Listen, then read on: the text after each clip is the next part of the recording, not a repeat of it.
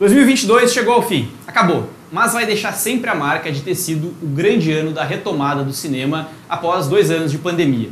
E, meus amigos, foi um ano de grandes estreias não só nas telonas, mas também nos streamings. E é chegada aquela hora que é divertida e ao mesmo tempo dificílima, a de fazer a lista dos melhores filmes lançados no ano. Eu sofro para fazer esse tipo de seleção, mudo várias vezes as posições, mas aí vai. Fica ligado aí que eu vou aqui elencar o que o cinema teve de melhor em 2022, lembrando sempre que essa é uma lista subjetiva, baseada nas minhas impressões, mas que de repente pode acabar te recomendando aquele filmaço que você ainda não viu. Na 10ª posição, Trem Bala, dirigido pelo David Leitch, um dos caras que produziu John Wick e que fez um filme que é entretenimento puro. É a história, claro, de um trem-bala no Japão com 5 assassinos profissionais a bordo, todos eles com o mesmo objetivo. Mas é muito mais do que isso. É uma mistura inusitada de ação com comédia, com muita referência a diretores como Quentin Tarantino e o Guy Ritchie, e uma baita experiência para se ter no cinema. Mas quem não conseguiu pode também ver em casa, porque Trem Bala está disponível na HBO Max. Na 9ª colocação, Nada de Novo no Front, uma coprodução entre a Alemanha e Estados Unidos, da Netflix, e uma nova versão do clássico de 1930. Filme que conta a história do Paul, um jovem alemão com o sonho de defender o seu país, que se alista e vai lutar na Primeira Guerra Mundial, onde ele conhece o lado duro, sujo, desamparado e desesperançoso de um conflito armado.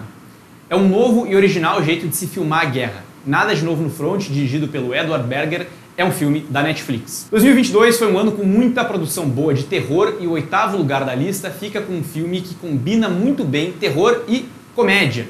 O Menu, dirigido pelo Mark Mylod. O Menu acompanha um grupo de pessoas que se dirige a um restaurante exclusivo numa ilha, onde um aclamado chefe preparou uma experiência cheia de surpresas.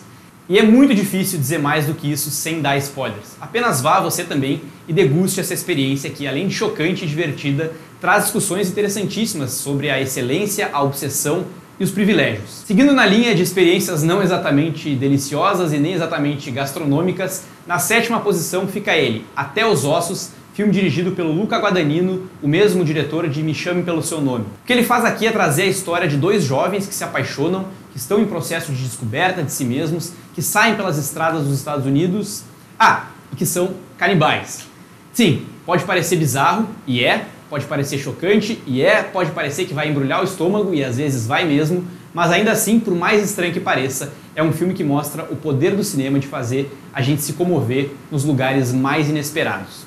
Na 6ª colocação, Argentina 1985, filme disponível no Amazon Prime Video, dirigido pelo Santiago Mitre com o grande Ricardo Darín no papel principal e que conta a história dos promotores que resolveram investigar e processar os responsáveis pela ditadura militar argentina. É certamente um filme importante sobre encarar de frente os fantasmas de uma nação, mas é também uma história contada muito amparada nos fatos e ainda assim de forma muito envolvente. Na 5ª posição, Não Olhe, o 3º filme do Jordan Peele, um dos caras que revolucionou o terror nos últimos anos, com os filmes Corra e Nós. Aqui, no entanto, se trata do filme mais diferente do Jordan Peele, uma grande experiência cinematográfica de 2022 e que eu acho que ainda não colheu os méritos que merece.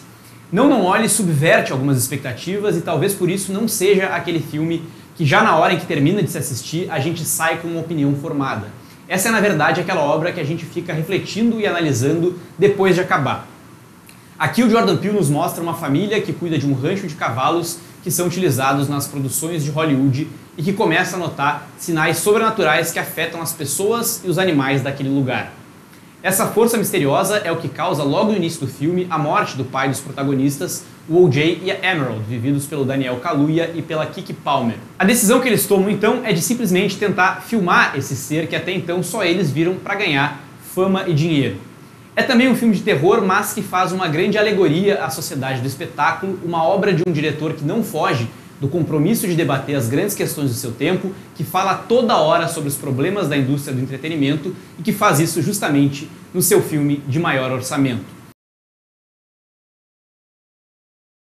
Na 4ª posição, um dos grandes filmes que deveria ter sido assistido no cinema em 2022, O Homem do Norte.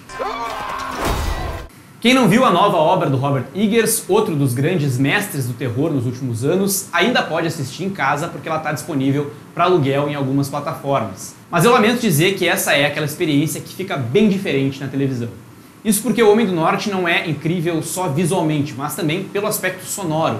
O design de som desse filme no cinema é algo realmente impactante para essa história que, na verdade, tem um roteiro bastante simples. Com Alexander Skarsgård no papel principal, O Homem do Norte é um épico de guerra diferente dos outros. Reinventado, estranho na medida certa, que mostra a jornada do príncipe Hamlet, um guerreiro viking, que volta para casa para resgatar sua mãe e se vingar do tio que 2 décadas antes assassinou e roubou o trono do seu pai.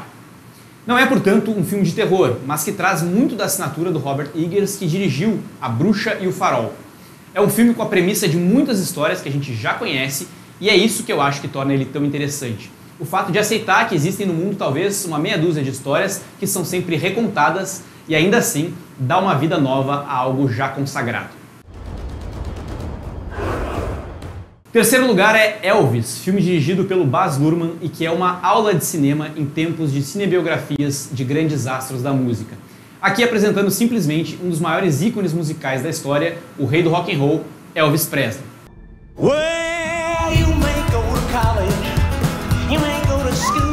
Com Austin Butler muito bem na pele do Elvis, o filme não deixa de ir na linha de compilar os principais momentos da carreira do artista, mostrando o quão grande e popular ele foi e apresentando ele para toda uma nova geração.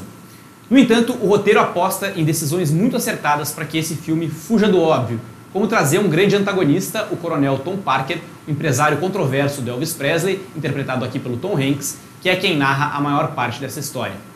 Elvis está disponível na HBO Max e é certamente um dos filmaços desse ano. Fica ligado aí agora em 2023 porque eu aposto que essa produção vai estar nas principais premiações. Na segunda posição, ele. Sobe a música, vai. O chamado filme-evento desse ano de retomada do cinema, o filme feito para as telonas e o grande campeão de bilheteria de 2022. Top Gun Maverick.